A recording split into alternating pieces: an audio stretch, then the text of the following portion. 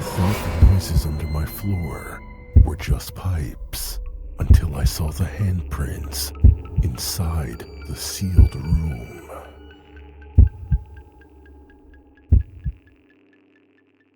The basement room my landlord never mentioned.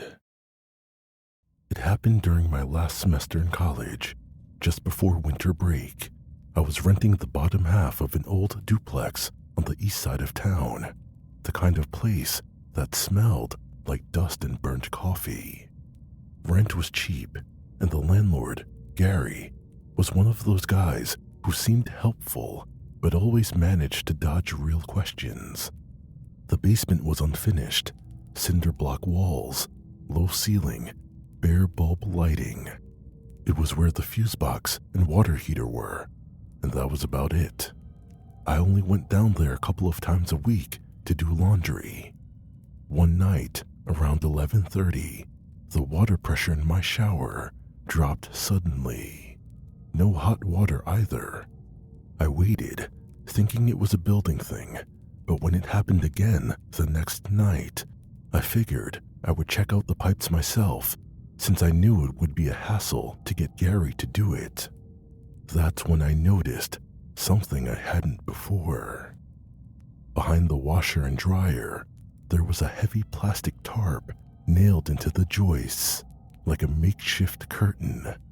It was stained and curling at the edges like it had been there for years. After doing laundry a handful of times, I don't know why, I never thought to look behind it before. Maybe because nothing in that basement ever felt welcoming. But I pulled it aside, and behind it was a wooden door.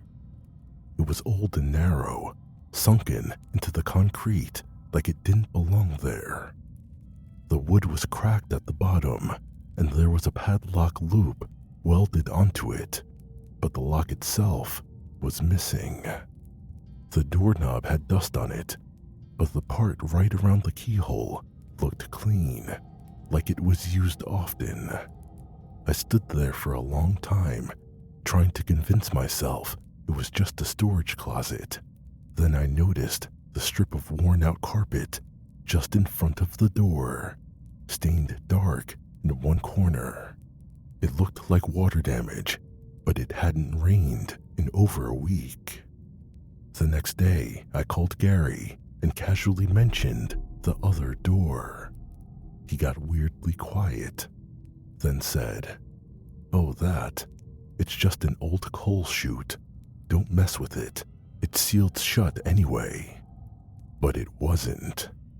That night, I went back down to check it again. I brought my phone flashlight. When I turned the knob, it moved. The door was swollen shut, but not locked. Then I heard it, a soft thud from the other side. Not the creaking of pipes, not foundation settling. This was deliberate, like someone shifting their weight. I slammed the tarp back in place and didn't sleep much that night. Around 3:12 a.m., I heard a creak beneath my floorboards, directly under my bed. It was faint, but it was there. The next day, I wedged a chair against my basement door. I didn't go down there again, but that weekend, while I was out getting groceries, I got a motion alert from my security cam. I only had one, aimed at my front door. The footage showed Gary. He let himself in with his copy of the key. Nothing unusual. Technically, he was allowed to check utilities according to our agreement, but he didn't go to the fuse box. He went downstairs and stayed down there for over 40 minutes. He came back up with something in his jacket. My stomach dropped. He looked over his shoulder like he was hiding something. It was bulky, wrapped in a towel. It looked heavy. I confronted him about it, and he acted like I was crazy. Said he was checking a pipe. When I brought up the footage, He said it was an animal that had gotten into the basement, and eventually he stopped responding altogether. I moved out as soon as I could, but before I left, I took one last look down the basement stairs. The tarp was gone. The door was wide open, but the room behind it was pitch black and freezing cold, colder than any basement should ever be. But the smell hit me first, dust and something else rotting under it. I still don't know what was behind that door or who opened it, but if your landlord ever tells you not to check a part of your own basement, check anyway. Just maybe not at night. My neighbor's son never came back upstairs. This happened 3 years ago, right before Halloween. I had just moved into a quiet suburb outside of Minneapolis. Nothing fancy. Single-story homes, trimmed hedges, cul-de-sac at the end of the street. The kind of place you forget exists until you're inside it. My next-door neighbor was an older woman named Lorraine, late 60s, always wore the same faded pink cardigan. She'd wave every time I pulled into the driveway. Harmless, I thought. One afternoon, she flagged me down while I was unloading groceries, said her basement had flooded after the last storm and she needed help moving some old boxes. I didn't want to be rude, and honestly, I felt a little bad for her. She lived alone, as far as I could tell, so I agreed. Her house smelled like cigarettes, cedar, and old cologne. The air felt still. She could stand to open a window every once in a while, that kind of smell. She led me to the basement door, then paused. "Tommy's down there, so don't be startled." I froze. "Your son?" She nodded. "He's just shy." Then she smiled, but her eyes didn't. The stairs creaked like they hadn't been used in years. The basement was dim, lit by one flickering bulb. It wasn't flooded, not even damp. There were boxes, sure, but they were bone dry and perfectly stacked. No tools, no sump pump, just a stained mattress in the corner and marks on the wall behind it. No one else was down there. I looked around for a second door, a bathroom, anything. Nothing. Just concrete and dust. I came back upstairs and asked about Tommy. She didn't look up from her teacup. He doesn't always like visitors. That night, I told my wife about it. She thought Lorraine might be slipping mentally, but the next morning, something was off. There were footprints on my back patio, bare, human. They came from the fence that bordered Lorraine's yard and stopped right outside our kitchen window. That night, I didn't sleep well. Around 2 a.m., I heard movement. Not outside, underneath. Our house didn't have a basement. It was a slab foundation, but I swear on everything, I heard footsteps below the floorboards. Slow, pacing. I called the police 2 days later, just to be safe. I didn't say much, just that I was worried about my neighbor and that she might need a welfare check. When the officers came, Lorraine was sweet, charming even. She told them her son was out of town, visiting cousins in Nebraska. When I brought up what she told me before, that he was in the basement, she laughed it off. "You must have misunderstood. I get confused sometimes," she said. The cops left without even checking the basement. I tried to let it go, I really did, until Halloween night. My wife and I were handing out candy, nothing unusual, but around 9:30, we noticed our ring cam picked up movement in the backyard. I opened the app and froze. There was someone standing behind our shed, head tilted, just standing there. Then they looked directly at the camera and smiled. We called the cops again. This time they took it seriously. They swept the backyard and found a trail of half-buried Polaroids. All of them were taken inside Lorraine's basement. In one of them, you could see the stained mattress. In another, a face pressed right up against the camera. The house was searched the next day, but the basement was empty. No mattress, no scratch marks, not even dust. It was spotless, like it had been scrubbed down. As for Lorraine, she moved out not long after, left a for sale sign, and never came back. I don't know if she moved out on her own, or family got to her, or if Tommy made her, if he ever really existed. I still check the backyard every night before bed, and sometimes I still hear footsteps underneath my floor.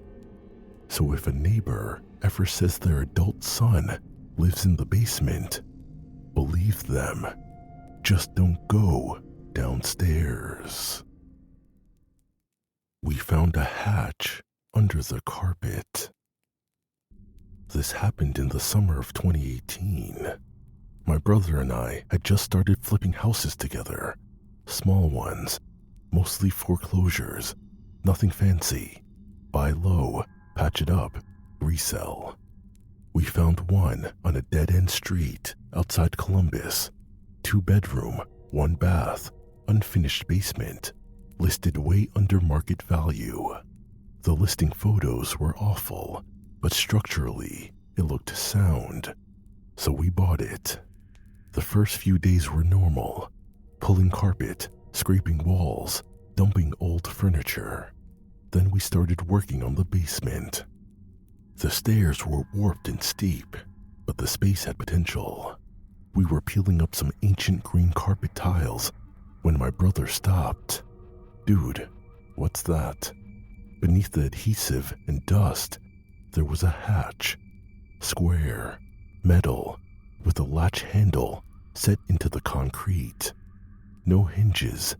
It looked like it hadn't been opened in decades. No mention of it before we bought it. No markings, no ventilation. Just a perfectly sealed steel square in the middle of the basement floor. I joked that it looked like a fallout shelter. He didn't laugh. We didn't have the tools to force it open that day, so we left it. But that night, around 2 a.m., I got a call from my brother. He said he went back alone, couldn't sleep, wanted to just check something out. When I asked what, he said he'd opened the hatch. There's a room down there, he said. Like, a real room. I drove back to the house in a daze. When I got there, the basement lights were already on. The hatch was wide open, lid propped up with a crowbar. Inside was a narrow staircase, all concrete, no railing, leading down into a bunker-like space. One room, maybe 15 by 15. The walls were lined with empty shelves. In the middle of the room was a dusty folding chair, and on it sat a single VHS tape. No case, just a white sticker, the lettering smudged but clearly handwritten in Sharpie. We didn't bring it up. We just stood there, trying to process it. The whole place felt cold, like refrigerator cold, even though it was late July. He wanted to leave. I didn't blame him, but I took the labeled tape. I don't know why. The next day, I dug out an old VCR from my attic and set it up in the living room. I waited until the sun was high and the windows were open. Then I pressed play. It started with static, then cut to footage of the house, our house. Only it was years ago, maybe decades. No sound, just shaky handheld footage of each room, empty and gray. Then it cut to the basement, then to the hatch, then to inside the room, where someone had set up a camera on a tripod, and in the corner was a man, sitting on the folding chair, head slumped. The camera didn't move, just filmed him for over a minute. Then the man looked up, right at the lens, and smiled. Then the screen went blank. I ejected the tape and threw it in the trash. I told my brother about the tape. He went quiet, then said he'd heard something the night before. VHS static or white noise coming from his laptop, even though it was off. That night, I burned the tape in my fire pit. As for the house, we sold it barely at a profit.